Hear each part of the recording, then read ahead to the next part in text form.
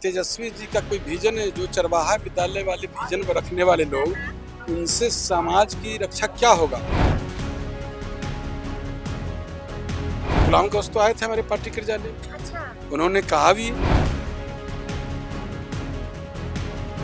2025 में 2 से 25 फिर से नीतीश।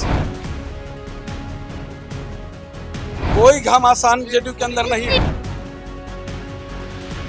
एनडीए काफी मजबूत स्थिति में है।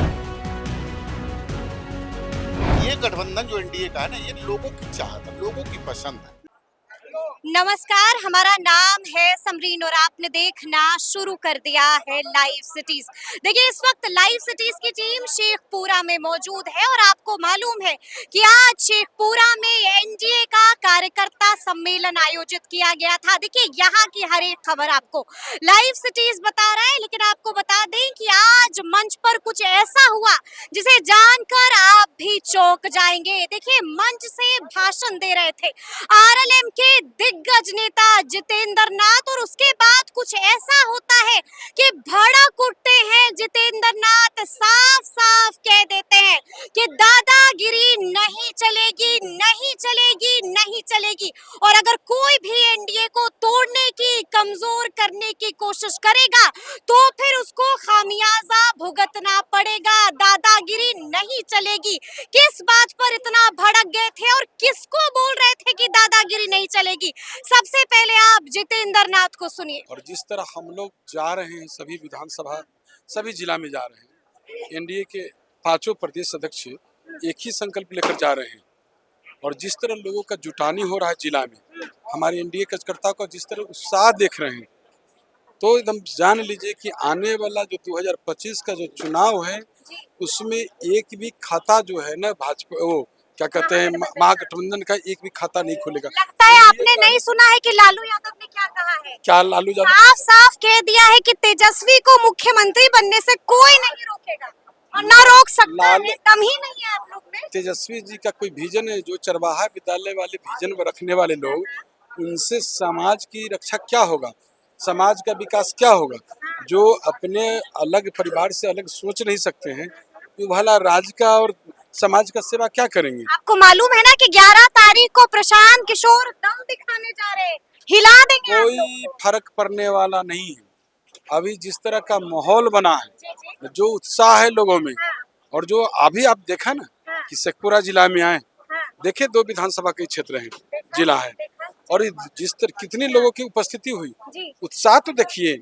हम तो इस उत्साह, मुसलमान कह रहे हैं कि दिखा देंगे इस बार हिसाब किताब कोई बराबर। चंद लोग, मुसलमान जो अल्पसंख्यक समाज के चंद लोग, जी। जिनके मुट्ठी में कुछ था।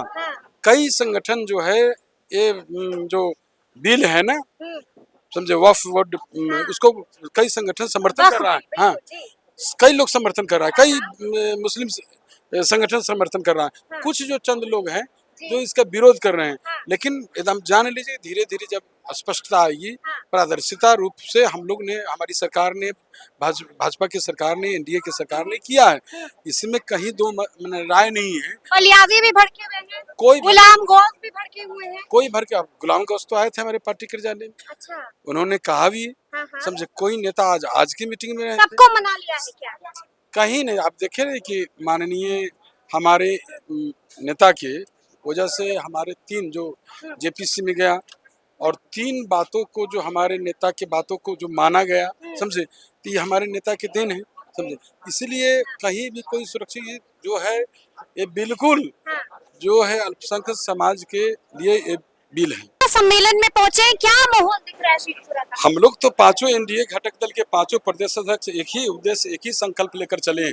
2025 में 2 से 25 फिर से नीतीश, और इस संकल्प को पूरा करने के लिए आज से पूरा जिला में हम लोग आए हैं। जिस तरह हमारे एनडीए कार्यकर्ताओं में उत्साह देखे हैं, जो जज्बा देखे हैं, तो इस बात की गारंटी है 2025 में एनडीए इतिहास लिखेगी। इतिहास लिखेगा। लेकिन एक बात और है, लोग जानना चाहते हैं कि क्या वाकई में जेडीयू के अंदर घमासान मच गया है? कोई घमासान जेडीयू के अंदर नहीं है। इस्तीफे पर इस्तीफा गिर रहा है। सब लोग एक प्लेटफॉर्म पर है, एक साथ है। कोई मुसलमान नहीं है, नहीं है ना? कोई नाराज, हमारे नेता कोई भी नाराज नहीं है, सब लोग एक साथ। तिवारी जी, यहाँ पर पहुंचे हुए शेखपुरा में, सबसे पहले बताइए माहौल कैसा है? नहीं, माहौल देख रही हैं आप, 2 विधानसभा का जिला है। और जिस हिसाब से पांचों दल के कार्यकर्ताओं की बैठक थी बूथ स्तर तक, लेकिन आपने देखा होगा कि ये बड़ा ग्राउंड भी छोटा पड़ गया।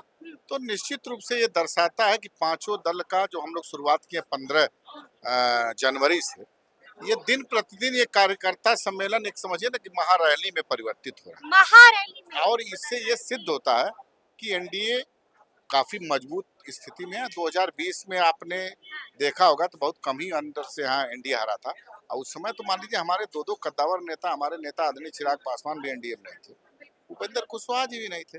तो निश्चित रूप से पूरे बिहार में भ्रमण के बाद आज भी यहाँ मैंने महसूस किया और वर्करों के बीच जो उत्साह देखा, एक तरफा मतलब रिजल्ट होगा, मतलब दूर दूर तक हमारा जो दूसरा उम्मीदवार होगा वो काफी पीछे होगा, काफी पीछे हजारों की होगा। संख्या से हारेगा। लेकिन तिवारी जी, क्या आपको लगता है कि 2025 में 225 पार हो पाएगा या फिर 400 पार वाले नारे की तरह? नहीं नहीं नहीं, देखिए यहाँ अब 405 वाला बात आप छोड़ दीजिए, 400 पार वाला मैं आपको बता रहा हूँ कि 2010 में 206 सीट मिला था।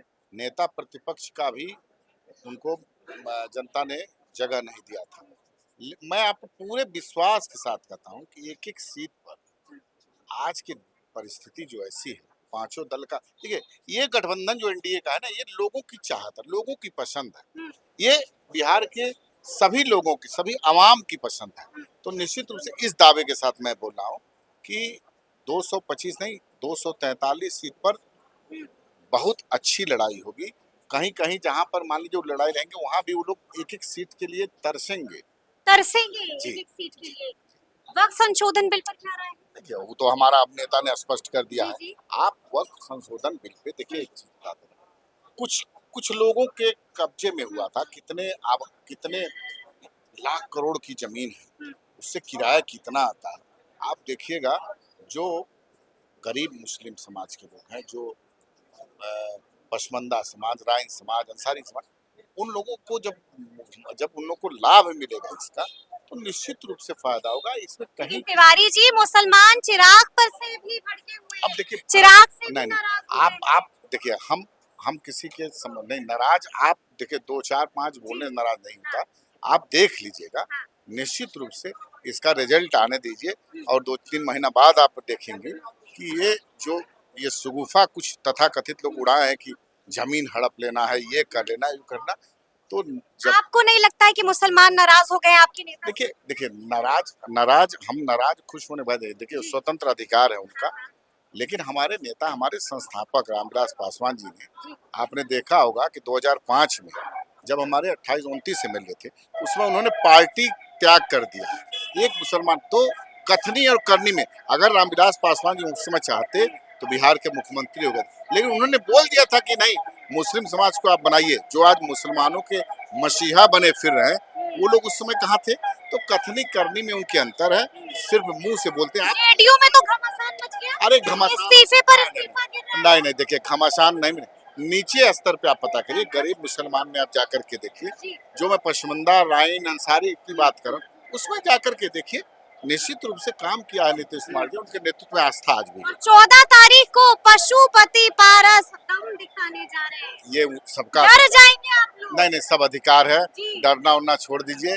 डरना उड़ना उनका भी अधिकार है, दल है, अब दम दिखाने का सबका अधिकार है, दिखाने गठबंधन का ऐलान भी कर देंगे? तो करे ना, हम कहाँ रोक रहे हैं, तो उनकी इच्छा है, वो करना चाहिए उनको। फिर क्या होगा? जो देर हो जाएगी है? फिर क्या क्यों? होगा? हम अलग थे तो हम नहीं चुनाव लड़े, जी। हम लोग तो पार्टी तोड़ दिए, सांसद लेके चले गए। तो असली पूंजी होती है कार्यकर्ता। देखा होगा जिस तरह से सभी सांसदों को लेकर के और पार्टी तोड़ा, उसके बाद से क्या हुआ?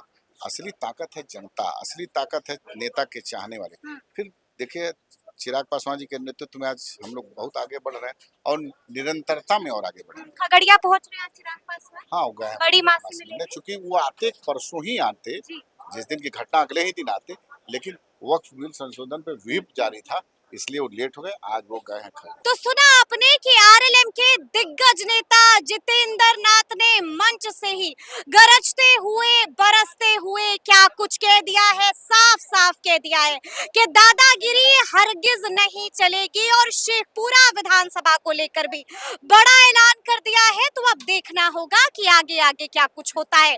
तो फिर ये पूरी वीडियो, पूरी जानकारी आपको कैसी लगी है, कमेंट करके हमें जरूर बताइएगा। तो ऐसे तमाम अपडेट्स के लिए बिल्कुल ऐसे ही हमारे साथ बने रहिएगा और देखते रहिएगा लाइव सिटीज। बहुत शुक्रिया।